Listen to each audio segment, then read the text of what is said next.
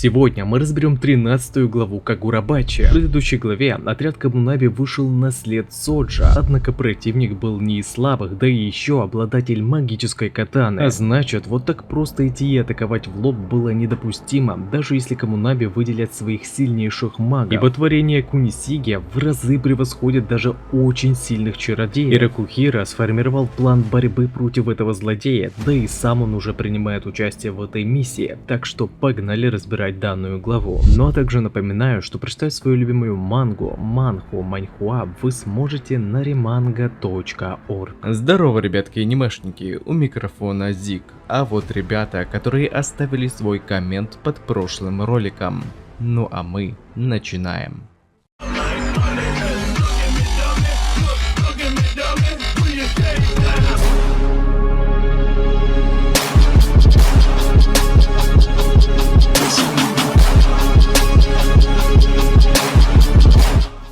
Итак, на связи 13 глава манги Кагурабачи. Переводил я ее сам, и так как я не профессионал, а любитель, могут быть ошибки. Прочесть ее сможете по ссылке в описании, как только я закончу ее обработку. А если у тебя есть возможность поддержать выпуск глав, тогда буду премного благодарен. И в знак признательности твое имя будет закреплено за главой и показано в ролике, обновляясь каждую неделю. К сожалению, в этот раз никто не поддержал выпуск 13 главы. Давайте для начала разъясним, какой же план составил главный герой элитному отряду Камунаби для противостояния Соджо. Изначально Тихира рассказал ребятам об основных способностях магической катаны в руках злодея. Всего у катаны, рассекающей облака, 3 техники: Юи, Коу и Мэй. Благодаря Юи можно было создавать различные сооружения из льда как для защиты, так и для нападения. Коу использовался как вспомогательная техника для маневра или возможности скрыться в тумане благодаря стихии воды. Ну и всем уже знакомая техника Мэй Молния, обладающая самым высоким разрушительным потенциалом этого клинка. Основным принципом сражения этой катаной была как раз таки разрядка техники Мэй, благодаря чему смертоносность молнии возрастала в несколько раз. И по словам Тихира, ребятам как раз таки нужно было спровоцировать Соджа атаковать их именно техникой Мэй. Но даже если полное поглощение урона ГГ пережил очень туго, то для магов это была верная смерть. И ребята были просто шокированы такой поначалу безумной стратегией. Вот только сделать им это нужно было по нескольким причинам. Первое, это потому, что не спровоцировав полностью заряженный Мэй на себя, в таком случае могут погибнуть гражданские. А задача Камунаби как раз таки защищать государство и ее народ. Второе и самое главное, это то, что полное освобождение техники Мэй и является основной слабостью катаны, рассекающей облака. Ведь после разрядки молнии противник не сможет вновь воспользоваться этой смертоносной техникой в течение 20 секунд. И это время перезарядки и есть их шанс одолеть Соджо Геничи. Так что давайте перейдем непосредственно к самому сражению и дальнейшему объяснению стратегии их боя. Изначально одним магом элитного отряда Камунаби с заклинанием Генсуй был создан огромный земляной шип, который вывел злодея из купалин прямо на вершину города, для того, чтобы не сеять разрушение среди гражданской инфраструктуры. После чего было сразу же проведено совместное нападение, чтобы не позволить Соджи использовать технику Мэй и вынудить прикрываться первыми 2 техниками, заставляя его думать, что именно атаки молнии они и боятся, полноценно уже переключая его внимание на мага. Вот только это было вовсе не из простых задач, поскольку нужно было без остановки оказывать давление, провоцируя противника использовать не такую мощную, но более массовую комбинированную атаку Коу, воды и Мэй молнии. И Соджо ведется на эту уловку, применяя технику Коу и используя свойства проводимости водой электричества, использует по площади слабый разряд молнии Мэй, вводя своих оппонентов в некое состояние парализации, тем самым давая себе возможность полноценно зарядить технику Мэй. Парни из отряда Камунаби были шокированы полученной боли, а еще они были в афиге от того, что ГГ смог пережить полноценный удар молнии, но как раз именно он им был и нужен. И когда враг был готов атаковать молнией, командирам было приказано остальным спрыгнуть из водной глади, и тут же он применяет свое заклинание магнетизма Джикай, опуская созданную землю под ногами и тем самым поднимая воду противника вверх, которая из-за своих свойств началось, приняла весь удар Мэй прямиком на себя. И пока беззащитный Геничи ловит флешбеки того, как его также уже как-то провел Ракухира, маги, которые в это время были в воздухе, тут же наносят фатальный удар противнику. Тихира же в это время был в одном из особняков Соджа, где проводились опыты над шалью. И ГГ вырезал уже почти всю охрану кучную, оставленную злодеем.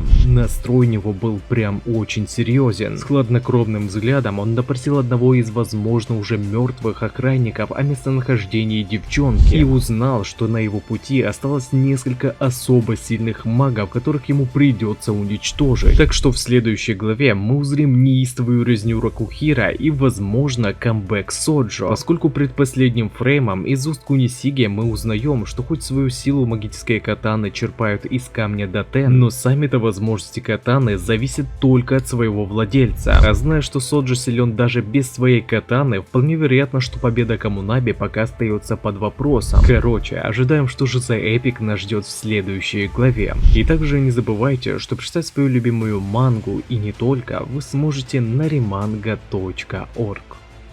А на этом ролик подходит к концу. Пишите в комментариях, что вам понравилось, а что не понравилось, и несколько комментариев попадут в следующие ролики. Если тебе понравился ролик, тогда лайк и подписка для меня будет лучшей благодарностью, а также не забываем про колокольчик, ведь в последнее время не всем приходит уведомления. Всем спасибо за ваш просмотр, мирного неба вам над головой и всем пока-пока.